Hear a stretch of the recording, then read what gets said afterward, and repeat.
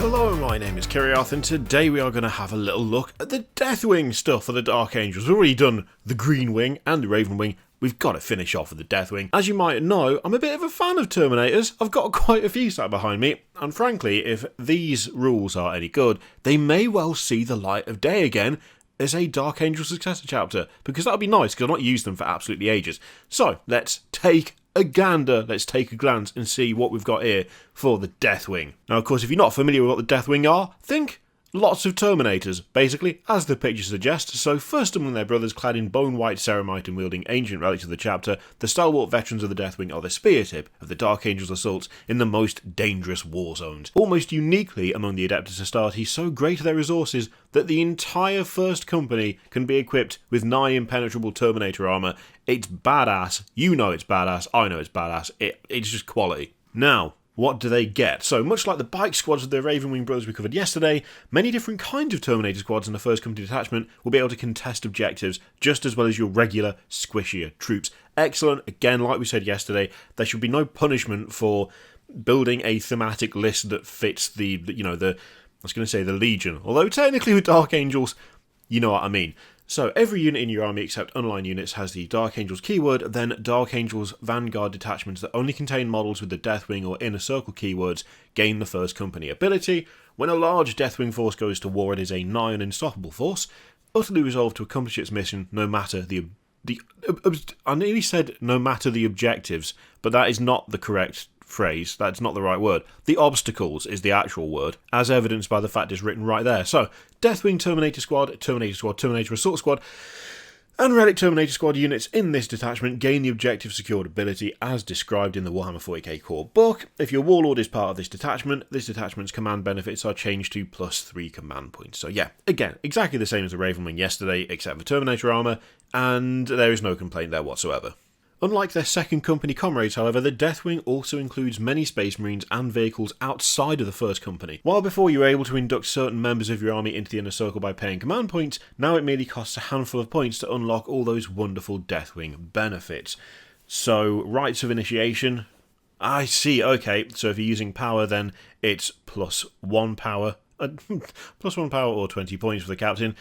Same for Primaris Lieutenant, except that's +1 power and 15 points. So, essentially, +1 power for all of them, but varying degrees of points for them. Does mean that you can take your Land Raiders, though, which, I mean, I have one for my Terminators. Whether they're any good or not, doesn't really matter, because Land Raiders look mega, so that's fine. Also, interestingly, transport unit that can transport Terminator models.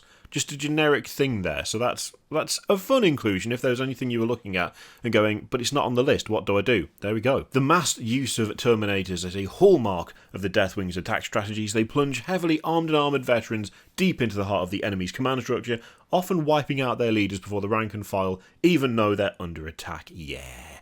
The sudden furious barrage is represented by the infamous Deathwing Assault Stratagems. So, Deathwing Assault 1 command point, the Deathwing have learned to begin their sweeping fire patterns immediately upon their arrival from teleportation. Use this stratagem in your shooting phase when a Deathwing unit from your army is selected to shoot. Each time a model in that army makes a ranged attack, if it was set up on the battlefield this turn as a result of a teleport home or teleport strike, add 1 to that attack's wound roll. I do really like that because it does properly give you that mental image of them showing up in the middle of the battlefield, or indeed right outside your commander's front door, and immediately absolutely obliterating everybody with storm bolters, which is a mental image that, frankly, I think we all need during these trying times. So yeah, with a bonus to wound when arriving from teleport strike, their initial blistering assault is even more likely to bring down the toughest targets before they know what's hit them. Vehicles, monsters, and even more will fall in front of you easier than ever. Don't be showing me a bunch of spaceships. Just makes me want Battlefleet Gothic even more. But that is a really cool piece of art. That is an older one, right? It certainly has that older feel to it. It is good though, I do like that. Oh, nice bit of art there. Nice! Speaking of stratagems, they've got one more to show us. No foe too great to subdue. 2 command points. Excellent name. Excellent name. First class name on that one. Channeling all of their hatred into their blows, these veteran warriors obliterate even the mightiest foes in a storm of energized strikes. Use this stratagem in the fight phase when a Deathwing Knights unit from your army is chosen to fight.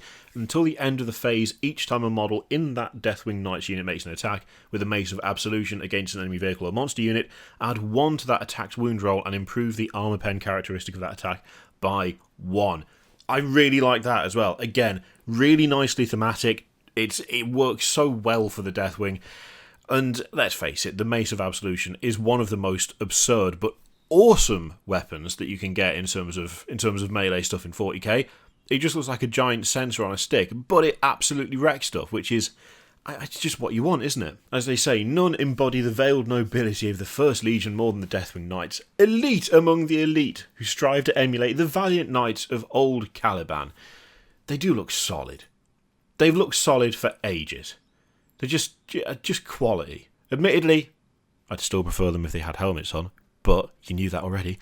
The rest of them, though, they're just so good. Bit short of that one, but still no complaints from me, and it's making me wonder if I shouldn't pick up a few more sets of Terminator armour. Although I'd want to paint them a bit better than I painted the last lot, because, yeah, let's not talk about that. Anyway, is there anything in there that tickled your fancy? Are you going to go all in on Terminators? Are you already in on Terminators? Do you already have shelves full of them, and this is just what you were looking for? Let me know in the comments down below. In the meantime, feel free to click all the things, Patreon, video, subscribe, all that stuff. Click it if you like, don't click it if you don't want to. And as always, there is an affiliate link for Element Games in the description, which you can use to support the channel if you would like. I leave it in your capable hands. Thank you very much for watching. I'll see you next time.